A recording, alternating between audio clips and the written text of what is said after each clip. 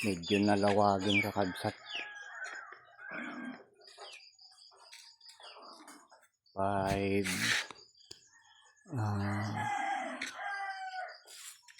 alas 5:07 na ng umaga.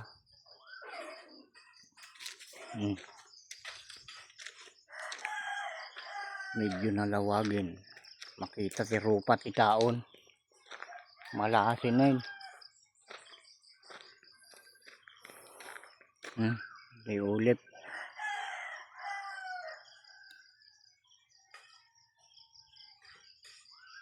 Ano man, kakabsat. Kitan tayo man ti bigat tayo tata. Dati batog mitikan. Bagyo nga dumingin. Jay, daya. Ano ajay, 700 kilometers. Tano, tika dayo na. 700 ba? Nagaduti agka. Agsidaaw, lapay awan ti todo. Kasi nga bagyo, kakabsat. Alas 2 ti malim ko awanin, labsan na dati aparin. Tatang agdama, dati mismo batog mi, kakabsat ti bagyo. Batog mismo ti Cagayan. Kabuy-buyak lang din ka. Pati Pag-asa. Ay, pizza 31 na. Tayo ng buwan ng Mayo. At ito na nga. Pasado lasing ko na tayo. Pero nakailaw pa rin tayo. Pansin nyo mga kapatid, halos wala pang halos wala pang lumalabas ng mga tao. Dito sa amin. Mga kuwan kasi, mga pagod. Araw-araw, biruin mo yung init nga ng panahon. Tapos, yung mga ilog nga namin dito, yung ilog namin dito, napakainit na. Basta nagalas 9 na ng umaga pa lang yun eh. Mainit na, tapos pagmamasdan mo yung tubig. Kung nakakita na kayo ng kwan, yung dumi ng kalabaw na yung malata. Pasensya na sa kumakain. Tapos napasama sa ilog, ganon yung kwan na dito, tubig. Ang daming umaanod na mga maliliit na pira-pirasong lumot. Grabe. Hindi ganon ang tubig dito noon. Ngayon, nagbago na. At sa panahon. Ang panahon ng nagdadala kasi mga kapatid, kaya ganito na yung nararanasan natin sa paligid. Sana lang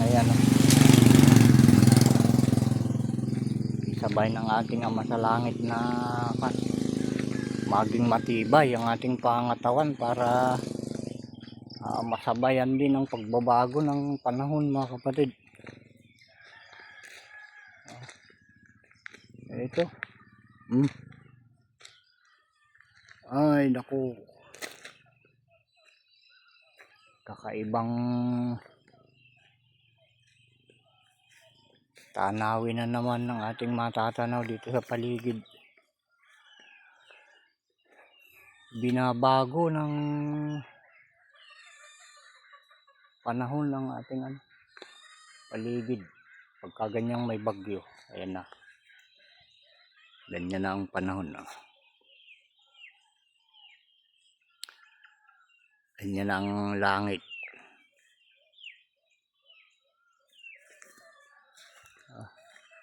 Ayan, pansin nyo dyan sa loob ng bakuran namin pag ganitong nagbibideo tayo, wala kang nakikitang mapula.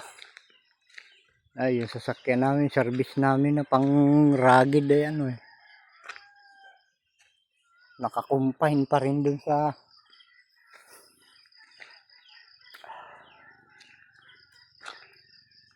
mekaniko. Nandun sa bayan. Pinapapalitan natin ng piston ring. Saka yung pinapag-grind natin yung balbula. maluluwang na siguro. Biglang humina yung hatak niya. Siguro simula nung naging sasakyan yun, hindi pa na overhaul yung makina nun eh. Yung mekaniko hirap magtanggal ng mga tornilyo. Parang naka-welding na sa dami ng kalawang. May ganun pala, matibay na makina, matibay pala yung ganung pang makina mga kapatid, yung 4K. Matibay palang makina yan. Talagang tumatagal hanggang sa lumuwag yung mga pyesa niya sa loob. Wala nang ang tawag doon.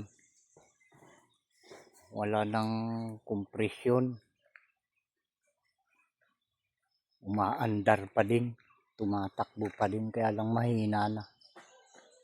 Para bang matanda na kailangan na ng tungkod para makalakad ng hindi matutumba. Ayan lang mga kapatid. At muli, kahit ganitong nakuyemti bigat, maalinsangang umaga, salamat pa rin sa inyo mga kapatid sa inyong pagsubaybay at panonood. Pagpalain kayo ng ating Ama.